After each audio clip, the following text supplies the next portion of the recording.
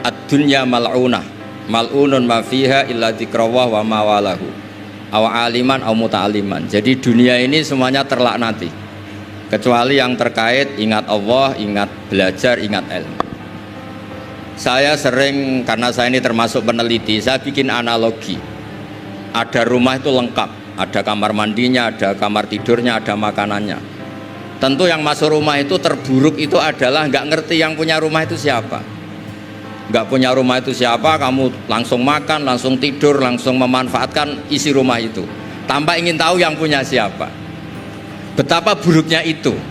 Nah, kira-kira seperti itulah pengajaran kita di pesantren. Pertama yang harus kamu ngerti itu ma'rifatullah. Kamu tahu yang punya dunia ini siapa. Kok tahu-tahu kamu pakai minyaknya kamu bor waris, terus dijual, terus menghidupi sekian banyak orang, itu milik siapa? Assalamualaikum warahmatullahi wabarakatuh. Selamat datang di channel pengajian agama.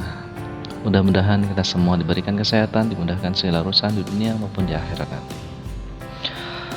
Baik teman-teman, mari kajian kali ini datangnya dari Gus Baha dalam acara ulang tahun PT Pertamina yang ke-65, dan temanya itu adalah ilmu.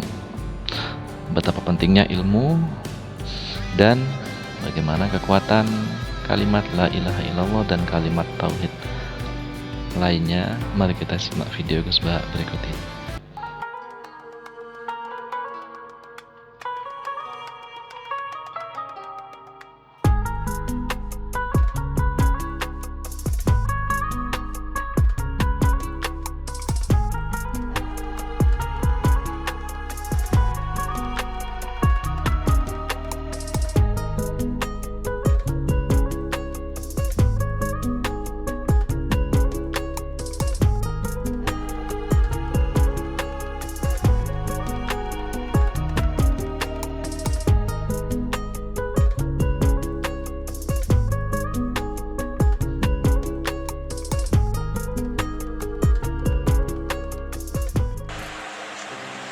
Assalamualaikum warahmatullahi wabarakatuh. Waalaikumsalam warahmatullahi wabarakatuh. Bismillahirrahmanirrahim.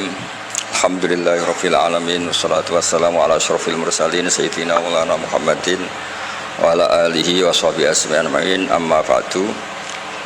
Yang kita hormati bersama guru kita bersama Kiai Haji Abdul Wahab Maimun, semua keluarga besar Mbah Maimun, Gus Yofur, Neng Nadia, semuanya kita hormati. Dari Pertamina semuanya, wonten Mas Ari, wonten Mas Solikin, Mas Latif, semuanya saya hormati.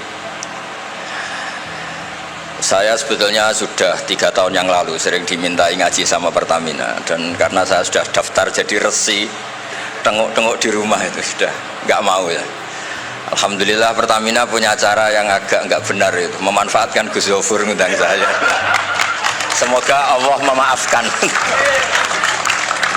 Itu otak politiknya masih jalan itu. Tapi alhamdulillah semoga ini kesalahan yang dimaafkan Allah Subhanahu wa taala. Karena politik itu penting. Dulu itu ada orang berdoa di depan makam Rasulullah SAW. Itu doanya itu agak mengganggu, itu agak menteror. Ya Allah, jika saya jadi orang baik, maka yang senang ini kekasihmu, yaitu Rasulullah SAW. Tapi kalau saya jadi orang jelek, itu yang senang musuhmu, yaitu setan. Monggo terserah, jenengan mau menyenangkan kekasih jenengan atau menyenangkan musuh jenengan, monggo. Itu kata Allah, ini agak repot.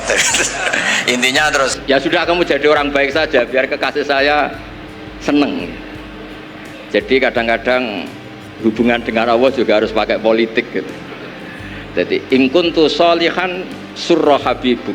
Kalau saya jadi orang soleh maka yang senang kekasihmu. Kalau saya jadi orang jelek yang senang itu musuh engkau. Terserah jenengan sebagai Tuhan milih mana, menyenangkan kekasihmu atau menyenangkan musuhmu. Jadi kadang-kadang dalam dunia ngaji itu juga harus ada akal-akalan gitu. Saya berkali-kali jadi korban. Sebetulnya saya senang uzlah itu bukan karena apa-apa. Satu, iktifa dengan kiai yang sudah ada. Kedua, ya bapak saya itu namanya Kiai Nur Salim, itu punya bapak namanya Mbah Nur Sam, sepuh-sepuh itu memang uzlah, mungkin faktor gen, jadi saya membatasi sekali. Tadi neruskan ngajinya Gus Zofur, saya disuruh agak lama, tapi bukan lama, agak lama itu ya 15 menit sambil nunggu Gus Idror. Tadi beliau cerita Mbah Maimun itu menjadikan belajar itu Torekoh itu ilmu, kata Mbah Mun, mengajar. Jadi beliau saking tawaduknya nggak pakai bahasa Arab. Memang teks hadisnya itu Arabnya itu ad-dunya mal'unah, mal'unun ma fiha illa dzikrawah wa ma walahu. Aw aliman aw muta'aliman. Jadi dunia ini semuanya terlaknati. Kecuali yang terkait ingat Allah, ingat belajar, ingat ilmu. Saya sering, karena saya ini termasuk peneliti, saya bikin analogi. Ada rumah itu lengkap, ada kamar mandinya, ada kamar tidurnya, ada makanannya. Tentu yang masuk rumah itu terburuk itu adalah nggak ngerti yang punya rumah itu siapa. Nggak punya rumah itu siapa, kamu langsung makan, langsung tidur, langsung memanfaatkan isi rumah itu tanpa ingin tahu yang punya siapa. Betapa buruknya itu. Nah, kira-kira seperti itulah pengajaran kita di pesantren. Pertama yang harus kamu ngerti itu ma'rifatullah. Kamu tahu yang punya dunia ini siapa. Kok tahu-tahu kamu pakai minyaknya kamu bor Pak Ari, terus dijual, terus menghidupi sekian banyak orang, itu milik siapa? Itu tidak milik direkturnya, milik Allah Subhanahu wa Ta'ala. Jadi memang ngerti itu nomor satu. Jadi ya sama, kamu mau sowan sini itu harus matur Mbah Ubab sebagai putra Mbah Mun tertua, matur Mbah Ghafur. Kalau ngundang saya ya harus lewat Gus Ghafur. Jadi pokoknya harus ngerti dulu gitu. Intinya itu harus ngerti dulu. Itu ada orang Gus biasa dimarahi istrinya tuh senengnya sama saya bukan main. Karena saya sering cerita ilmu itu penting, yang bikin orang nggak kaget tuh ilmu. Kamu tahu kan istri kamu pantangannya itu kamu pulang nggak bawa uang, sudah gitu punya cerita di luar kamu tuh nggak macem-macem. Ya Gus tahu. Setelah pulang betul-betul tidak bawa uang, ada kabar kamu macem-macem. Istri kamu marah nggak marah? Setelah marah betul, Anda harus bangga karena itu sesuai teori ilmu Anda. Akhirnya setiap dimarahi istri itu dia bilang ternyata ilmu saya akurat. Ilmu saya benar gitu. Jadi ilmu itu penting supaya kalau kita ngalami apa-apa itu tidak kaget. Di mana-mana atasan itu ya marahi bawahan. Bawahan itu takut sama atasan. Suatu saat kamu dimarahi Pak Ari, ya berarti sodako ilmu saya memang akurat. Karena tidak ada ilmu yang mengajarkan bawahan marah sama atasan. Ya sudah, anggap saja itu sesuai teori. Jadi enak lah, anut ilmu itu enak. Tadi kalau Gus Zofur cerita dulu di Madrasah Sarang sampai di Al-Azhar, itu takutnya kiai itu kalau diancam santri itu boyong. Memang ketika saya ngaji sama mas saya Sarang termasuk sama Mbak Ubab itu masyhur itu. Kalau ada orang nggak naik kelas, itu kiainya diancam saya naik atau kembali ke terminal. Itu kiai biasanya takut. Itu cerita terkenal. Ternyata di Al-Azhar sama. Tadi ada anak Thailand nggak hafal 8 juz, bawa tiket Gus. Saya pulang ke Thailand tidak jadi orang, Pak dosen yang dosa. Lulus. Lah itu di cerita-cerita yang diceritakan Said Muhammad termasuk di Abu Abul Farad juga gitu. Ada orang tuh dosanya banyak sekali, kesalahannya banyak sekali. Sampai diceritakan itu kesalahannya digelar itu tis'atan wa tis'ina sijillan. Kullu sijillin maddul basor. Jadi dokumen kesalahannya itu 99 box kotak, per kotak itu sepanjang mata melihat. Sampai orang ini putus asa karena pasti masuk neraka. Tapi kata Allah, kamu tenang saja. Dan Allah itu sangat, ya kalau boleh dibahasakan itu sangat fair. Sampai Allah tanya, adzolamat kakatabati, apa para penulisnya itu dolim sama kamu sehingga sentimen kalau kamu jelek ditulis, kalau baik gak ditulis. Enggak Gusti, memang saya salah betul. Jadi diantara pertanyaannya Allah itu adzolamat kakatabati. Akhirnya terus sampai itu nyata salah, terus kata Allah, la zulma alaikal yaum, kamu tenang saja, kamu punya satu kebaikan. Terus Allah mengeluarkan satu kotak kecil. Terus kata orang itu, sudah Gusti, gak usah, gak penting. Masa 99 box dilawan kotak kecil. Tapi di situ isinya itu kalimat la ilaha illallah Muhammadur Rasulullah. Ketika malaikat disuruh nimbang sama, coba timbang kesalahan yang sebanyak itu dengan hadil kalimat. Fatosat as-sijillat.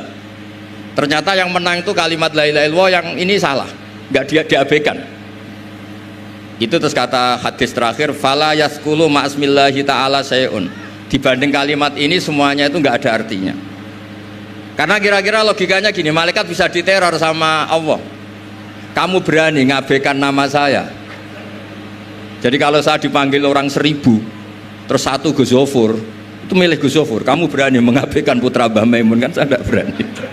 Jadi kira-kira gitu. Malaikat ditanya sama Allah, kamu berani mengabaikan kalimah la ilaha illallah? Ya tidak berani Gus, dia sudah menangkan. Jadi intinya itu penting sekali kalimah-kalimah thayyibah la ilaha illallah Muhammadur Rasulullah, sujud tadi yang diajarkan Gus Zofur. Apalagi tahajud, terus dilihat anak, katanya seneng sekali. Ternyata bapak saya ahli tahajud. Kalau nggak dilihat ya diceritakan Gus baginya. Tapi apapun itu supaya analogi ya, agama itu dimulai diantaranya selain Quran, hadis, ijma itu kias. Kias itu analogi. Ya kayak tadi, kamu masuk rumah, di situ semuanya lengkap, fasilitas lengkap.